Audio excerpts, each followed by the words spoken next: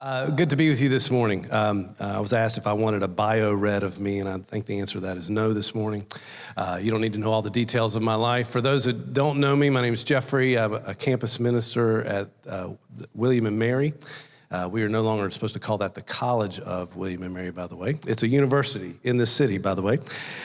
We do the BCM there, the Baptist Collegiate Ministry. Back in the day, it was known as the Baptist Student Union. Many of you might have known that through the years. We are preparing to celebrate 100 years at the campus. So in 2026, a couple of years from now, that'll be our 100th anniversary. How about that? Excited about that, to celebrate that. We do not do what we do without you, and you are a partnering church with us. Y'all are emotionally there for us. You're prayerfully there for us. You're financially there for us, and you're sustainably, you bring food to us. How about that? Yes, so several times every school year, a team from James River comes and brings meals to our BCM on Sunday evenings as we do our worship time. And we are grateful. We can't be who we are without churches like you, and thank you very much for being a part of that. Just to give you an idea of just what to celebrate too, this past Wednesday night, we had a Chinese student to be baptized.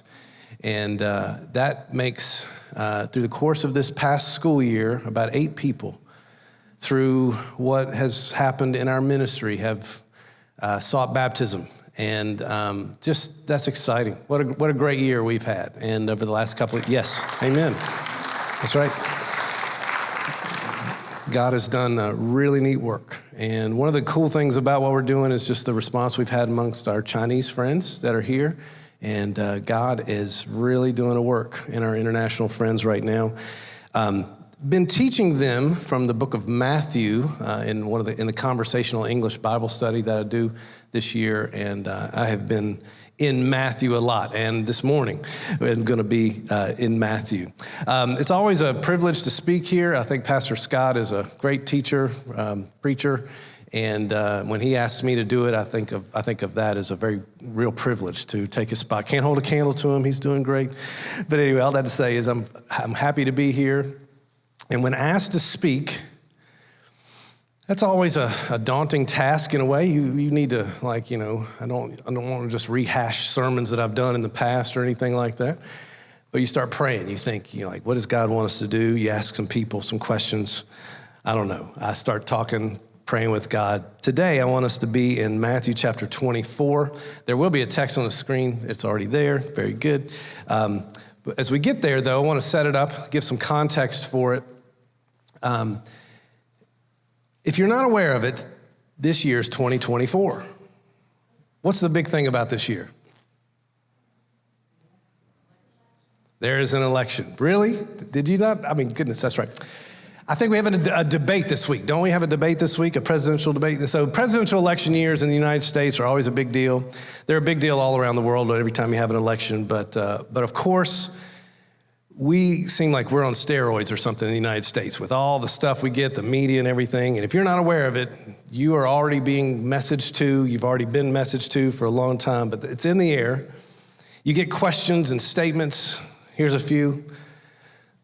Are you better off now than you were 4 years ago? Marketers, yes, people, we've got congregation participation. Marketers, psychologists, politicians, they craft these statements. Why are they trying to craft these statements? They're trying to get you mad or passionate, or they want to provoke a response in you. You got to make a decision here in a little while, right? How about this one? Who's going to lead this country and the free world better? Who is of better moral character? How about that one? Is the person we're going to elect more godly? How about this one? Do you want a convicted felon to be our president? Some of us would say, man, we're on this progressive move towards socialism or communism. We got to get back to a democratic republic. Some people say we have to take our country back. November 5th is the most important day in the history of the United States. Have you heard these things? If you've not yet, you're living under a rock, and you will be hearing them over the next 5-6 months. I heard the other day that Virginia is now considered to be a swing state this year, and so guess what? That means we're going to hear more than we usually hear. We are going to hear all the advertisements. As we hear these things, these questions, these statements, they are trying to provoke a response. Our media tries to frighten us or get us anxious so that we worry more and we look to them for answers 24/7. When actually our media provides very few, if not none. We can spend so much time reading, watching news, current events, we can let it dominate the rest of our lives and our pursuits.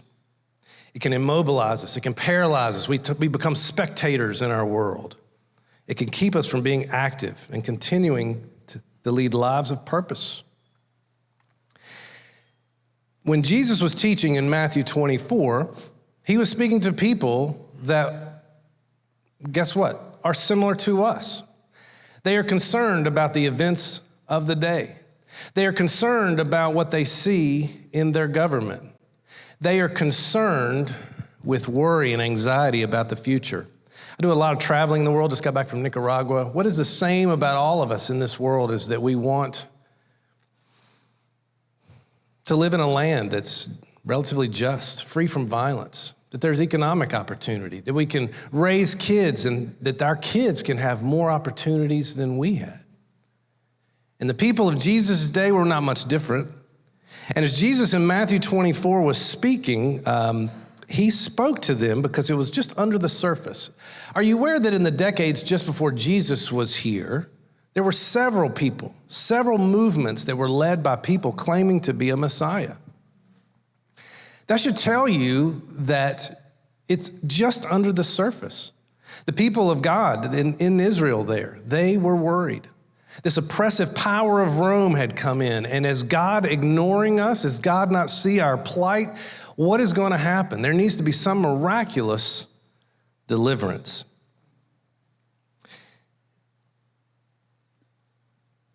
There was anxiety about when God might deliver his people miraculously. It was just below the surface in everyone's thinking. We as human beings are not much different than they. Somehow we can get confused and believe that our politics and our governmental leaders are our salvation. And sometimes we can put our politics in a place that's just a little too high, right? And we have to be people of God to understand biblically how to keep this into perspective. And that's the passage that we want to deal with today. Now, in the 11 o'clock service, there's a regular attender here. His name is Rodney Stroud. And he's my tire guy. Does anyone else use him for tires? I was with him a couple weeks ago I was there, and I told him, I was like, I'm gonna be speaking at James River here in a couple weeks. And I say, what do you think I ought to do? I was just kind of, polling the people, right? And he's like, he gave me a couple ideas, and then we separated. And then he called me about a minute or two later, because we were both driving away from the place. And he's like, hey man, no one ever talks about the book of Revelation when they come and speak. And I'm like, there's a good reason for that. In 20 to 25 minutes, that's hard to get that done, you know what I'm saying? Anyway, well, guess what? The passage that we're in deals a little bit with end times events. And as Jesus is kind of walking there in the last few days of before he's going to crucifixion, they point out the temple and he goes like, let me tell you, not one of these stones are going to be on top of each other soon. And this gets the disciples like, whoa, what's going on with that? What's going to happen? And it gets their anxiety going a little bit. Can you tell us about the end times? And Jesus begins teaching them a little bit about end times. There's going to be false messiahs that are coming. And he gives one sign, and it's worth kind of talking about just for a moment. He says there in verse 15 of chapter 24 that there's going to be an abomination of desolation. Now, without getting totally into this, we're not going to get totally into this. I'm going to give you about a minute. This is consistent with what we see in Paul in 2 Thessalonians chapter 2. From the book of Revelation, chapter 13. Jesus is quoting something from the book of Daniel here when he calls it the abomination of desolation, that there's going to be some kind of event that is going to blaspheme God, and someone is going to lift themselves up as God themselves. And they're going to sway tons of people around the world. They're going to actually perform miracles. And their political power is actually going to bring some level of peace in the world. And this is what I think Jesus is referring to when he says this abomination of desolation. And as he gives this sign, he just gives it to us in brevity. And from what I take of that is this. For those that will be around during that time, it will be obvious. For the people of God, they will know that this is a sign. They will know. And that thing of like, are we in the end times? Are we here? Or what are our current events like? The world's going to hell in a handbasket and all this kind of stuff. Here's that sign and we will know it. A man of lawlessness, an antichrist figure, will lift themselves up as being God and desire the worship of people. All right, that's enough of the end times kind of stuff. But anyway, this is the context of this passage. That something is going to happen, and for us to be concerned about it too much can be a distraction. And as Jesus begins teaching, he teaches us this passage, and I'm in Matthew 24, 42 through 51. Let's read this together. All right, let me make sure I got this right. Let's see what version we got. NIV, there you go. Therefore, keep watch. You do not know on what day your Lord will come. Now, this is great. Jesus saying, I'm going to return. In John 14, he said, if I go to prepare a place, I'm coming back. He says this many times. He's coming for us. But understand this, if the owner of the house had known at what time of the night the thief was coming, he would have kept watch, would not have let his house be broken into. So you also must be ready, because the Son of Man will come at an hour when you do not expect him. Who then is the faithful and wise servant, whom the master has put in charge of the servants in his household to give them their food at the proper time? It will be good for that servant whose master finds him doing so when he returns. Truly, I tell you, he will put him in charge of all of his possessions. But suppose that servant is wicked and says to himself, my master is staying away a long time. And he then begins to beat his fellow servants, to treat them unfairly, and to eat and drink with drunkards. The master of that servant will come on a day when he does not expect him, and in an hour he's not aware of. He'll cut him into pieces, assign him a place with the hypocrites, where there will be weeping and gnashing of teeth. There's a sense here that servants of God can be drawn away from God. Now, I'm not trying to get into all of the theology on that, but the idea is that who are we to be to live for God even when we are in end times, even when the world is going crazy, even when it just doesn't look good? Who are we to be? Jesus seems to be balancing this idea that we are to be alert and prepared for his coming, all the while still doing the things of God. It's like two sides of the same coin. We are never to let our understanding and alertness for end times or current events take us out of the game. We are not to be spectators. We are not just to watch all this go down in flames. We are to continue to do the work of God in the midst of whatever the circumstances of this life. In verse 46, I've got a different version than what we just read, but it brings it out of the original language here in the Greek. Verse 46, mine says this: blessed is the servant whom his master finds so doing when he comes. Blessed is that servant. This is the same word that's used in the Sermon on the Mount in Matthew chapter 5. When it says, blessed are the poor in spirit, for what? They shall see God. Blessed are the ones who mourn, for they shall be comforted. Blessed are the ones who hunger and thirst after righteousness, for they will be filled. In other words, the ones that are willing to comfort others and mourn with others, they will have the comfort of God in their lives. The ones that are not satisfied and want more of God in their lives, they will find the blessedness of being filled by God. Blessed are the ones who are poor in their spirit. They recognize that they are humble and lowly, and God is great. They are the ones that will actually see God. And this sense of blessing, who are going to be the blessed ones? Who are going to have that joy and that meaning in their lives when Christ returns? It's the ones who are still found doing the things of God. They're not on the sidelines. They're not consumed with worry and anxiety. They are still saying, God, you have purposes here that are greater than our politics, greater than our current events, greater than all the stuff that's happening in the world. What are you doing? What are you saying to me to be doing in these days? Those are the ones that receive blessing. Have you ever found yourself kind of just thinking? You reflect upon your life. Some of us are at the later parts of their lives. Some of us just getting going, by the way. Have you ever found yourself thinking, nah, I'm good. I know how this world's going to play out. I know who wins. I think I'm just going to watch. Or maybe you're someone that says, I need to keep studying. With a better understanding of the end times, of current events, or what's going on, I'll better know my role in those days. I just need to keep studying and praying.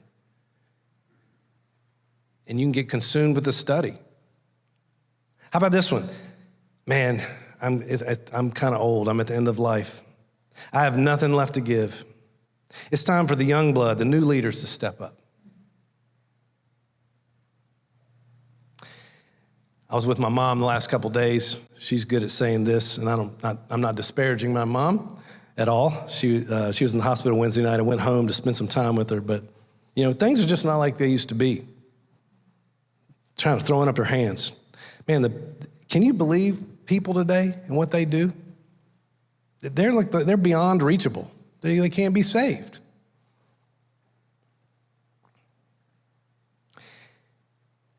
We can get to a place where we can see the things in this world, how bad they are, believe that we are in some very special time, and pull ourselves out of what God wants us to do. Are you aware that when the readers of the book of Revelation, when John wrote the book, and it came out around year 100, those are our first couple decades, so year 120, for example, the people that read that book said, we must be in those times right now. That's 1,900 years ago, that the readers of the book of Revelation thought that they were in the end times. Martin Luther, as he gave the 95 Theses and was railing against the church and the Pope and the Roman church and all the abuses there, guess what? He called the Pope the Antichrist, and that we were in the end times then. There's never been a time in church history when the people of God didn't think that we were really close to the end times. And Jesus is saying, don't get preoccupied with that.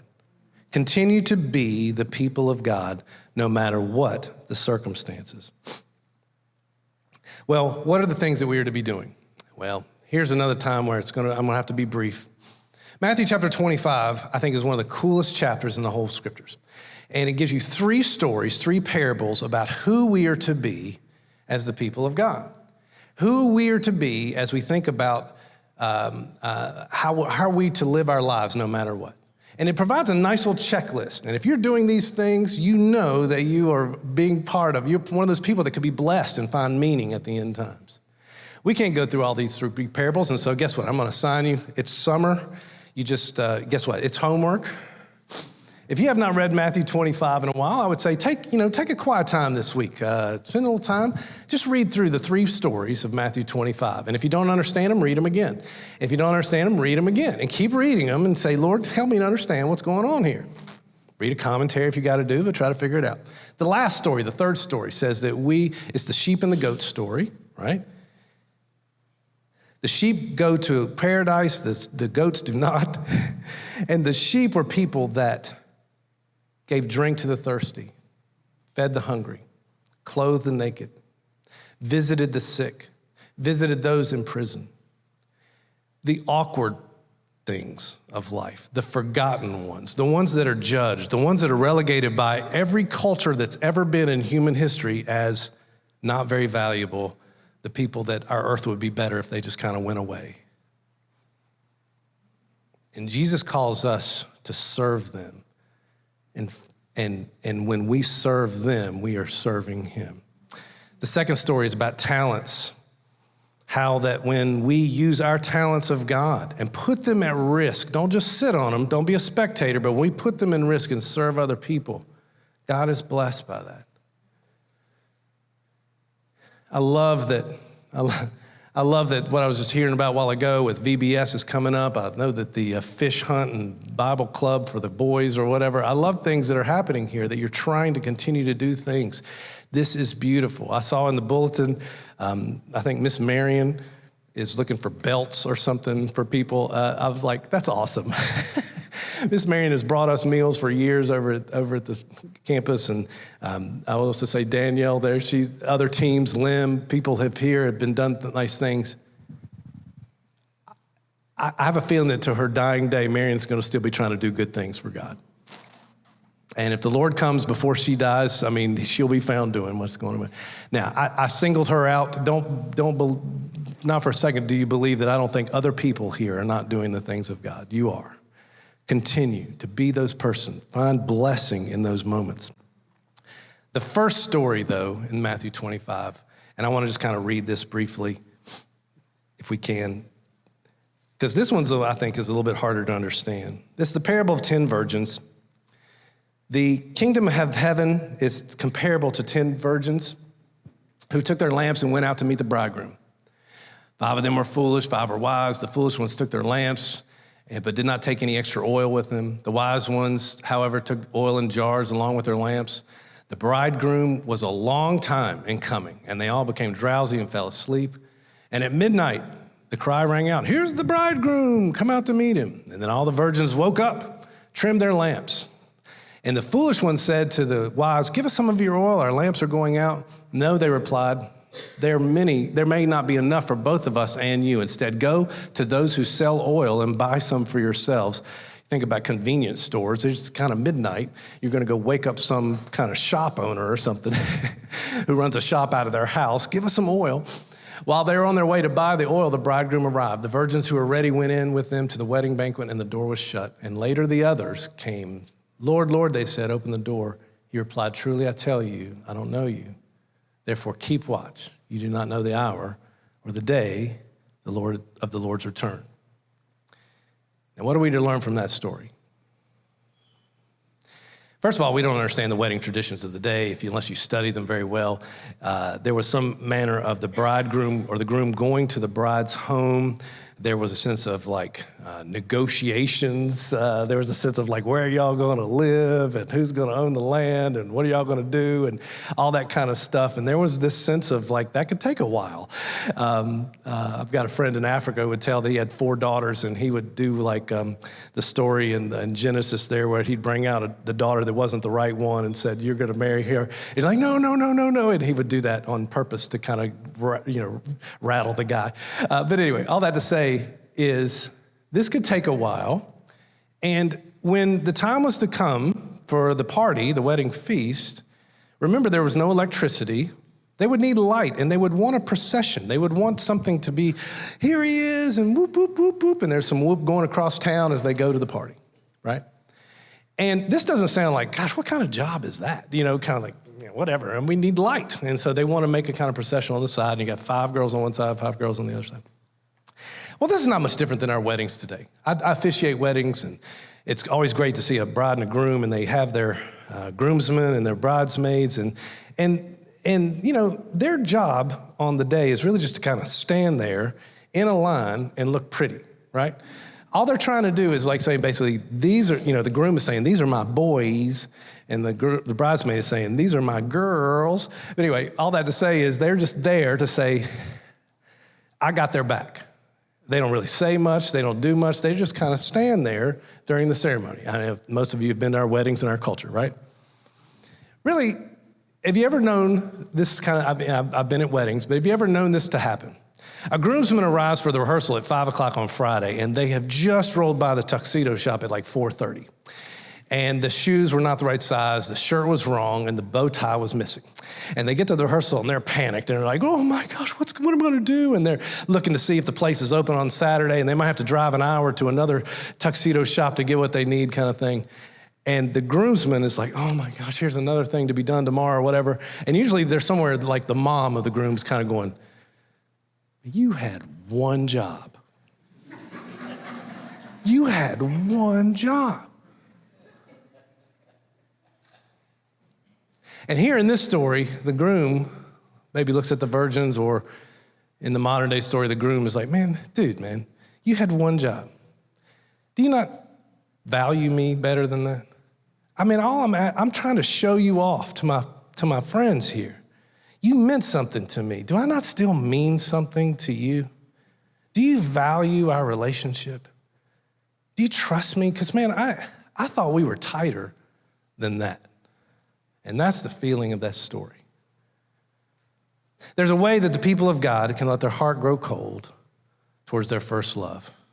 And our love for Jesus, I love it how in the scriptures we call Jesus our first love.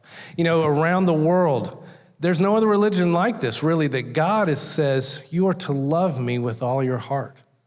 We obey God. It's true that all the gods of this world, that they're to be obeyed with their laws and everything, but we obey God out of our love for God.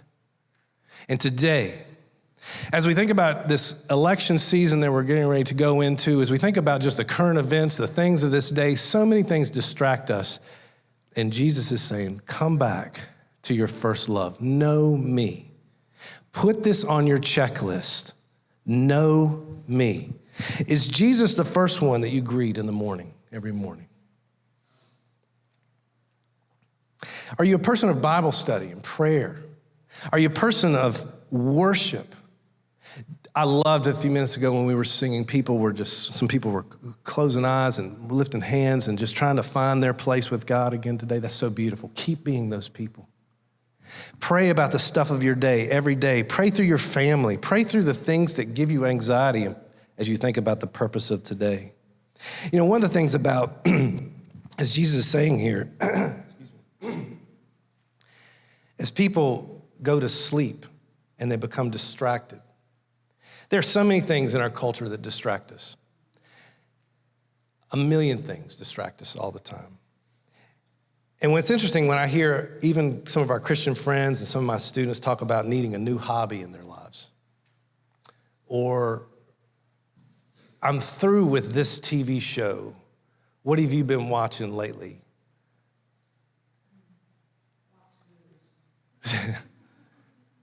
Or someone said, I've been streaming this show on Apple TV or Netflix or whatever, and I need a new one. And someone suggests something that is 6 seasons long and 15 episodes per season. And that all of a sudden, that's doing the math, that's 90 episodes. And so over the next few months, there's gonna be 90 half hours or 90 hours of their lives. Can we go? I need a new travel experience. I need a new something in my life. Maybe we even have the insatiable appetite for current events. I'm not railing against all those things. But in our culture, it's easy to lift those things higher than God and make idols of them in our lives.